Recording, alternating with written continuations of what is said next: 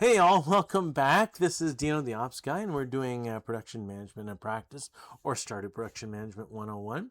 It's a production management course where we basically start with the production environment and say whatever happens there, sort of like a co-op, if you will. Day by day, as things come up, we'll discuss them, how they relate to the production management course, and give you some insight. And along the way, you're learning all about production management. So it's episode 47, which means there's 46 episodes before this. And if you want to go back and watch them, that'd be great. You don't have to see all of them. It really is every day kind of generates something, so it's not necessarily all sequential that way. The days in Stardew Valley are sequential, but the learning doesn't necessarily have to be. And actually today is a significant day, or this sort of period, these 3 days or whatever, is significant from an operations standpoint. I was a bit concerned when I started the course from the standpoint that a lot of early Stardew Valley stuff really is the basic, straightforward, I put some stuff in the ground, it grows, I pick it and I sell it kind of thing. And it really doesn't lend itself to the typical complexity that you'd get in an operations situation, that you need some more combinatorics, some more interactions, some more variables that sort of overlapped to really get to a situation that I'm normally used to in operations, where you can't really tell immediately what's going on. You need to do some analysis. You need to sort of get into that. And I think we've sort of crossed that line in Stardew Valley. So really I'm looking at this discussion, the practitioner versus the consultant. If I'm interviewing for a position, quite often they'll ask me what experience I have in that field. So if it's a food plant, they'll say, what experience do you have in food? And I'll explain it.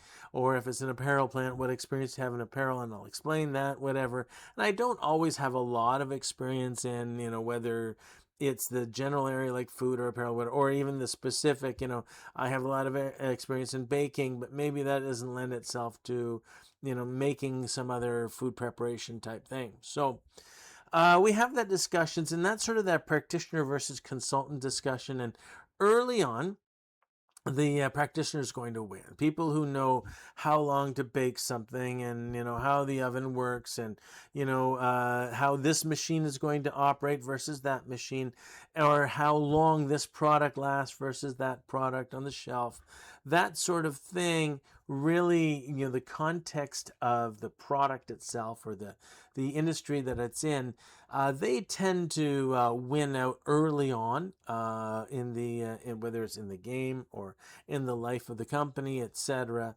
So at some point that changes, though. At some point, you don't, to get better, it's not that you need to know what a carrot looks like or how big a carrot should be. It's a lot more about organization and dealing with people and dealing with the infrastructure and those types of situations that matter more. And I think in Stardew Valley, we've sort of crossed that line. So really, it's going to be coming forward a lot more about management than understanding just what goes on in the game. So notwithstanding the fact that success in early game was heavily dependent on, you had to know what your seeds were, and you had to know, those types of things.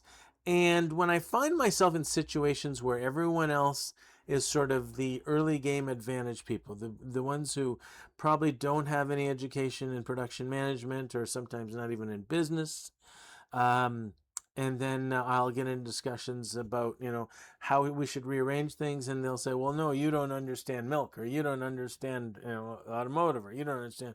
And it's less about what I understand in those industries, and more about what I understand about just production management and business. So we now have a lot more complexity. If we have, it used to be would grow stuff to put them in jars. Well, now we can put pretty much the same stuff in jars as in kegs, with similar, the same inputs, but different trade-offs that we're making. And being able to understand those trade-offs is not just about, understanding how long a cauliflower grows and how long a melon grows and what season they grow in. The payouts on certain investments are now contingent on not the decisions that we've already made, but decisions that we're going to make. And thus we get into, how does it tie with the strategy? Because that's going to lead to other decisions we're going to make, or what opportunities are we getting into and what decisions does that offer, that sort of thing. So what I'm really saying is, from sort of a management standpoint, from an operation standpoint, every factory, if you will, every production environment, if you will, starts where knowing the actual product tends to be more important until there's a tipping point where you still need to know a little bit about the product, or at least have people around you who know about the product. But you're not going to get any better until you understand business, until you understand production management. So let me give you an example in Stardew right now where we are, the cow example. We have 3 cows that we bought for $1,500 each, and we also purchased a barn for 7,000 G, and we have a milk pail that we purchased for 1,000 G, and now we have 3 cows. Each cow produces essentially, not yet, but will eventually produce a large milk a day for 190 G, and we can convert that large milk to cheese for 345 G using a cheese press that costs 350 in resources. And I mean, if you look at it, well, the first cheese kind of pays for the cheese press, so the cheese press is a no-brainer. So we do have 3 cows, and there's room for a 4th. It's not going to cost us any more for the barn. It's not going to cost us any more for the milk pail. All we're going to do is buy 1 more cow, and that's going to give us another cheese in the cheese press of 345. It seems pretty straightforward, doesn't it? In an early game, it would have been very straightforward. It's like, this is what we do to make money. However, there's 2 things that are going to get in the way of it. One is the constraints. So, maybe we'll buy this cow and it's not going to return. It's not going to pay off. And you're thinking, how is that possible, Dino? And everything's so straightforward. Well, we know when we get up in the morning, we can go to the barn and we can put in the first milk into the cheese press. We do our crops piece, and then we come back and we can put in our second milk for the cheese press. And then at the end of the day, when we're closing the barn door, we can put in our third. There isn't necessarily a good time, a repeatable time where we're going to do that 4th. So the question is, will we actually get to that 4th, putting the milk into the cheese press and pulling the old cheese out? Or are we just going to continue on 3 a day? And that 4th one, instead of getting 350, we're only going to get 190 because we never end up catching up and converting those into cheese. Or, we're constantly cleaning up around the farm, and when we clean up weeds around the farm, they become hay. So it's easy to feed our cows and our chickens hay because we have enough just cleaning up. Maybe with a 4th cow, we need more hay. We have to actually go out of our way to clean up. Maybe we even have to go out of our way and grow new hay because we don't have enough as it goes. Or worst case, maybe we have to go buy some from Marnie at a premium, right? And that's just on a day-to-day basis. Can we keep up? We actually want to store ahead for the winter because no hay grows in the winter. So, or no weeds grow in the winter. We can harvest what's there, but we can't get any more of it, really, from a weed standpoint. But so we look at the silo. The silo only holds 280 pieces of hay. Maybe it's enough for 3 cows and whatever chickens we have, but it's not enough for that 4th cow. And now, again, we're looking at buying new hay at a premium, and it's really not worth that 4th. We haven't even looked at those situations yet, but they're real and they could happen. Or what about alternatives from the standpoint, we have a spot that only fits a cow now. Once we get the barn upgraded, we have room for 4 more, could be cows or goats. And if we count this 5th one, that could be a 5th goat. So instead of a cow, maybe it's worth buying a goat because instead of getting 345 G for their cheese, they get 600 for their large milk cheese. So you're looking at, well, maybe we should wait and see what's coming. And in fact, maybe we should use that 1,500 for something else. Maybe, a duck only costs 1,200. Maybe we're going to get more return out of a duck rather than that new cow. If we wait for a bigger coop, maybe rabbits. If we wait for a bigger barn, maybe pigs. Maybe that money should be spent on a bigger coop or a bigger barn to get bigger return. So the questions now become less clear because there's a lot more things in play. There's a lot more interaction. And that's just the nature of this non-linear operations situation, right? Problems that you'll typically find in operations once they become they're always non-linear. They just seem a little more linear early on. But once they sort of cross that line that everything is pretty much impenetrably non-linear, anytime you think you're going to get an increase of something for some resources, it doesn't necessarily happen that way. So for example, we got 3 cows, an increase of 33%, having a 4th cow may not give us 33% more of what we think we're going to get. In fact, this should only work on the bottleneck, and even on the bottleneck, at some point you find you max out that bottleneck and it becomes a new bottleneck, and then you still don't get that increase, right? So another problem that we find with nonlinear stuff, seemingly insignificant changes somehow get amplified. So if I look at, we clean this one machine every day, we don't use it every day, or maybe we use it just occasionally. Why don't we just clean it every other day? That's not a big difference. Well, that little bit could lead to something that's a much bigger thing going on. And again, once you get to that tipping point from a combinatorial standpoint, it's really hard to track to figure out what's going on until after it's already gone wrong. The last thing is cause-effect relationships are not typically clear. We'll look at symptoms and we'll say, oh, if we deal with that symptom, we're going to get to the root of the problem. Doesn't always work that way, and this is why Lean and Six Sigma and these others have these brainstorming, like the Ishikawa diagram or the 5 whys to help us get past that, because it becomes a bit impenetrable when you have such a complex nonlinear system to try and figure out what the cause and effect relationships are. So how do we address this? What are we going to do about it? Dino, you're trying to tell us what to do better. What should we do better? There's really 2 positive ways to get through this as best we can. The first one is really look at the specific product lines and follow the product through to say, where does it stop? Where does it get arrested? Where does it slow down? Where does it do rework? Where does it expose to defects? All these little waste, we're getting to the Tim Wood waste stuff. Where does that product end up, getting basically bogged down with waste? The second one is managing the bottlenecks, and we've talked about both of these. Probably we talked about the bottleneck piece more. Identify the bottleneck and track where the bottleneck time is spent and how it is scheduled. Pretty straightforward. We're not going to do both of these today. So today I'm going to focus on that first one, how to follow the part through and what effect that has and what it means. In the next episode, we'll get a little more discussion on that bottleneck piece.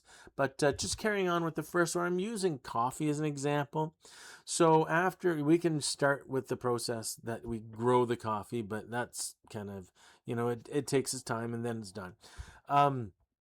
So the process, basically, if we have a coffee plant already going and it's come to maturity, every 2 days we get a harvest of 4 beans. So when we get those 4 beans, we're going to store them in a chest, because the coffee, the keg doesn't take 4 beans, it takes 5 beans, and they have to be of the same. So not only do we store them because of the decoupling of the 4 to 5, but now we have this sorting problem, because when we say 5, we don't mean 5 of any beans. We need 5 of either a base bean or a silver bean or a gold bean or an iridium bean, but 5 of the same beans. So there's actually a sorting process, which is not obvious when you first think through, but when you're walking through, it becomes clear. Yeah, we got to make sure that we got the right stuff before we put it in the keg. The keg's going to take 2 hours, but we aren't always there 2 hours later. So we got to wait for Av to come in. Not that Av's not doing his job. He's doing other good things somewhere else. But when we see what's happening and the coffee is waiting, if that's pretty important, then we'll want to either set it up so it's easier for Av to get there.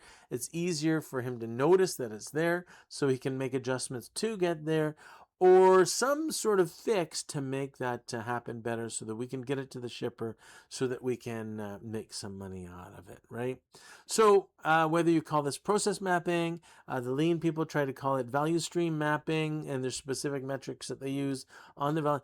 The important thing is that you take the time to look through and follow through what's happening for any of the big processes. And you say, well, Dino, changing something here could change something in another process. Not as often as you'd think, and even when it does, if you start with the right product, with the most important products, with the most strategic products, with the biggest volume products, usually the impact that it has elsewhere is still in your favor. So that's kind of thing. I'm not saying that coffee is the most important product here, but you usually should start with the things that make you the most money or have the most strategic impact, right? But so typically there's ways to improve flow that don't affect other products. And again, if you start with the right product, it shouldn't matter that it affects other products, and you can sort of work that through. In the next episode, we will talk about number 2, the bottleneck piece. We've talked about some of that before, but we'll get into in this nonlinear context. But right now, I want to give it over to Av. It is day 47, and Av should water the crops, pet the animals. It's a Friday, so we should check the traveling cart for red cabbage. And if there's some free time, forage or mine, either. So I am going to turn it over to you, Ev. Thanks, Dino. It's going to be a beautiful day tomorrow, and the spirits are very displeased. What can we do? So as per normal, we typically check our A chest because that'll give us a feel for what's going on. To put some stuff in the kiln because we need the coal. We use quite a bit of coal, and actually we're going to use some right now to make a preserves jar because that gives us an advantage of taking regular price cauliflower and turn it into pickled cauliflower at a premium. We got some mushrooms. Our little mushroom farm is working out kind of well. So we should probably sell those red mushrooms, though. We can't really use them in dehydration or canning or anything. So they're actually poisonous, apparently. I've never actually eaten one in the game, but I hear that they're poisonous. So what can we do? Might as well just sell them off. So, okay, we're going to take 5 coffee beans. This was part of the process that Dina was talking about, how you have to sort of sort through and make sure you have the right coffee beans. So that you can put them in the keg so that they're going to be ready. And we're going to keep an eye on that one. I purposely put coffee beans this time. Normally I would put the pale ale, I would put in hops. But I put in coffee beans this time because I think I'm going to be around long enough to actually see when it's done. And then I can harvest it right away and then replace it with the hops for the pale ale, that sort of thing. So get the advantage of the quick cycle. So we got some eggs, pet all the hens, and we have the cows. You know what? I'm going to check. Are they ready for... I don't think they don't look old enough. Clearly not old enough. Mocha is not ready for milk. So we'll take the peach. So I'm putting the peach in the... I call it the minerals chest. It's the B chest for basically minerals, fruit, and syrups. So and hops apparently. So at some point we may want to make sense of that. Okay, we're going to use our 5 pattern. I don't often think of the 5 pattern because everything was sort of laid out in the 3 pattern. But I believe it is a little faster. I know you have to hold the pail a little longer. So maybe if you did 5 groups of 3 versus 3 groups of 5, because it's a little longer, it works out about the same, but we're going to try. Nice to get that summer squash because that's food for us. We're going to use it to eat because it's sort of in that right range of energy per G. And there's our coffee. Now we've just replaced it. We won't have to harvest that pale ale for another day and a half now. So let's sort of clear this up. We do want to extend this path, and that gets us a little faster to getting to the kegs, but is really part of the longer range plan of laying out the farm as well. So that's kind of the deal. So we do have 2 gold corn this time. We're going to save the 2 silver corn just in general, but the gold corn we're saving because on a strategic level in the bundles, we need 5 gold corn to finish off our gold bundles or premium bundles or high quality bundles. I think they call it quality bundles, but that's part of the thing. So Dina was talking about the processes and sort of following, strapping yourself to a part or a work order. Just sort of walking through some of them. I mean, with the eggs, we have the We have the mayonnaise converter right near the eggs. That's on purpose, so we don't have to walk far. The cows, um, with the milk, we're probably going to use the same storage as the eggs, so it's going to be a little farther. Let's see if we got some red cabbage here. No such luck. So, in general, I tend to sort of think that way when I'm in a factory, and certainly when I'm in Stardew, to say if I followed the product, whether it's milk from a cow that gets to cheese, and then even gets to, let's say, the casks where we store the cheese. So tomorrow's going to be a derby. That looks good. Just thinking sort of what waste is in that process. The same is true with eggs. The same is true of, as we're going through to say, where does the pale ale go? Where does the hops go? And how does that lead to pale ale? It's good, just a good habit to sort of in your mind sort of think through how those go. And if it's not clear, it's worth just walking it and making sure you understand what happens, where it goes, that sort of thing. I remember there was an incident I had in Hong Kong. I was in a plant and they told me they had 4 hours of inventory between two processes. And looking at how they had laid it out for me, we got some fishing rings. I said, you don't have 4 hours. You have at least a day between the two of them. And they said, no, we only have 4 hours. And when we started working, they asked me, why do you think we have more than 4 hours? And I said, because the process before that is in building A. The process after that is in building B. If you follow your fork truck driver, they will lead you to a spot somewhere other than the inventory you think you have, where there's probably a day's worth of inventory waiting there, because they have to deal with the mistiming of the two different groups. And sure enough, we went out and talked to the fork truck driver, and he told us that they had 2 days of inventory between the two that they didn't know about. And if you follow the process, if you walk it through, if you've done this before, it becomes a little more obvious. These things sort of stand out more, but it's worth that exercise. It's worth getting to the point where you understand. Clint wants 15 ores. Let's see if we can find those. That'll be a reason to go into the mines, even though it's not a good day for the mines if our luck is low. But certainly what Dina was saying as far as following the process, it's a good thing to do. We found some sweet pea. So let's head up to the mine, see if we can get... I don't want to focus exclusively on the iron because that doesn't give us any more floors, but go on. We do have 12,000, so we're talking... Oh, we better get our stones out. We do have 12,000, so we're going to talk to Robin about constructing a big barn. There it is. There's our big barn. And we're going to apply it to this barn. And Robin says, no problem, I'll start work for... Thank you, Robin. She's such a nice person. So, okay, we're going to head to the mine. And again, let's see if we get some floors first. And then if we still have time, if we're still looking for iron, then let's go back to the frosty floors where the iron is more common. But I do, given that we're starting early enough, even on an unlucky day, let's give it a try and see if we can get 5 floors in. If we do get 5 floors, that'll get us to 100. And at the end of 100, we get the Stardupe, something. We get a star that gives us more energy. I don't know if you're noticing my technique here. Just chase them into the corner when you can, and when they split, focus on the weaker one and kill it off and then turn it around. So we're going to blast a bit of this area. See, we got some magna geodes. But yeah, so once we get that star, if we get to 100, then we get actually more energy. So that's going to help us as well. So, there's another red mushroom.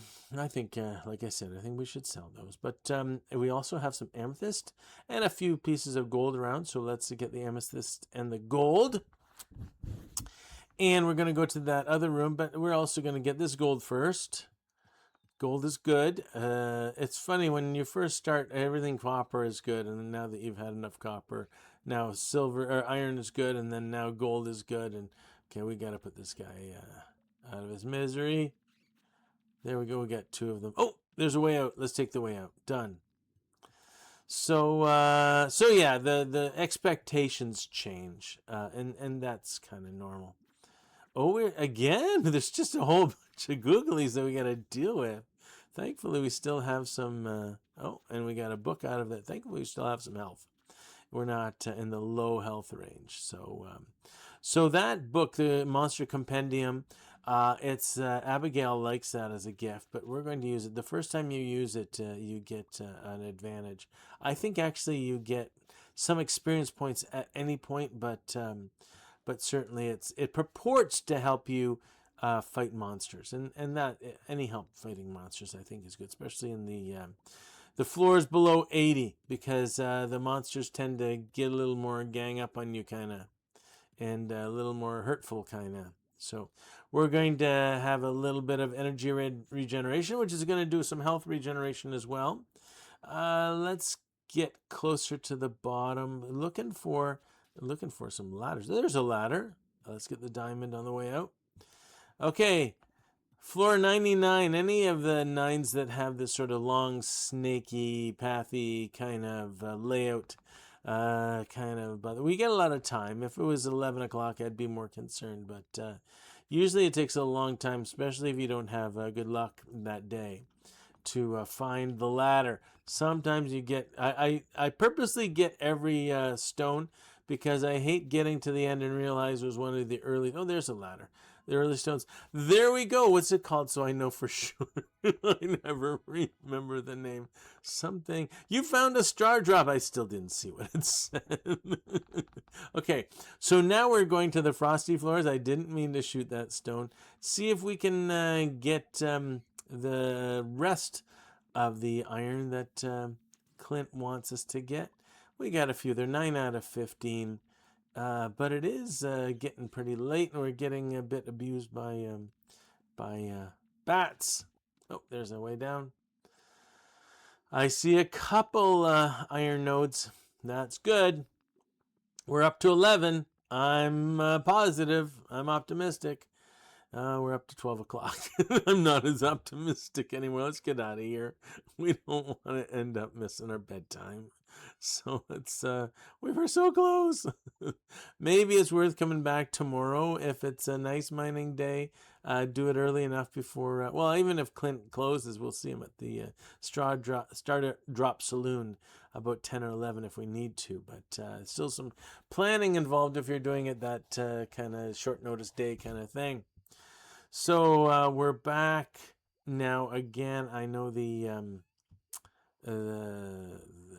pale ale, the hops that we put in is not going to be ready, but maybe another one is. We know we have some cauliflower ready, pickled cauliflower ready, so that's a good thing. I'm sure we have mayonnaise ready. That's a good thing. We do have to close the barn doors and the coop doors, or the coop door and the barn door.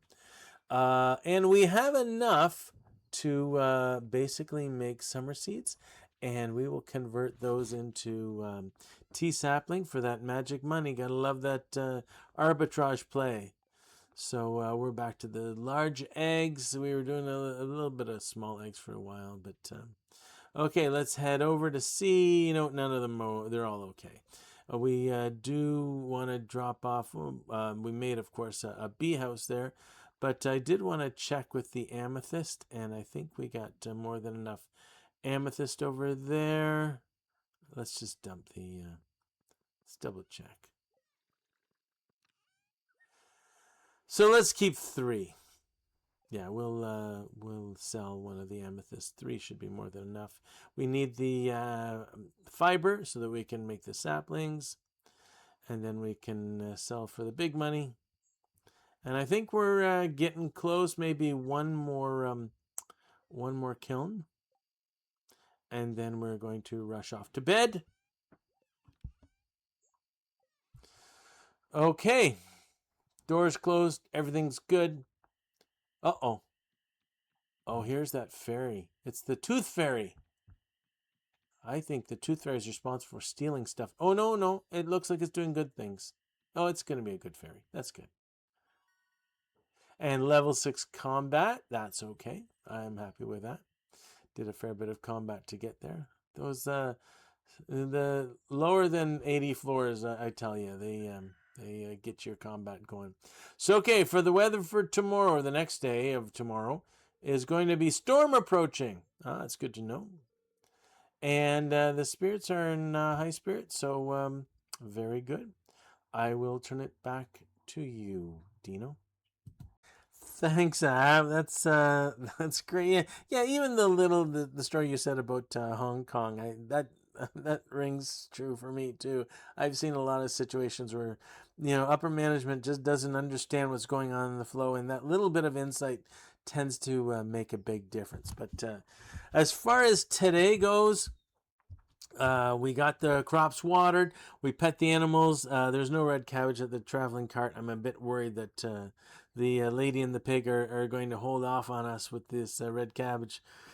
It's going to be a nail biter, I think. Anyway, so as far as free time, well, we did have a little bit of free time, and there was the Clint wanted some iron ore. So Av took the time to do some iron ore finding. We didn't quite get them all, but certainly we got 5 floors. That I'll live with that. That's a good one. Want to go back to the project discussion? We didn't talk about it last episode, but we did. Av did take the time to actually get the big barn. So that's a good thing. So you can see that dip in the blue dotted line because we've spent that green bar down. You can see for the big barn, and just want to track to see how we're going from a revenue or from a cash standpoint. We're still well below that blue line. It's and not because we haven't been getting enough money. In some cases, we've gotten more. So, for example, we got 4,371 on the previous day and 71.77 today. That's above the average, right? But we're also spending. We already counted the spending on the barn, but we're spending on other things like um, I forget what we're spending it on, but I don't know that we spent anything today. But in the last episode, I think there was some spending going on. So we're still not recovering what we needed to recover. When it comes to the wood, we didn't get as much wood today, and you can see that it's probably still above the blue dotted line or very close to it, so I'm not too worried.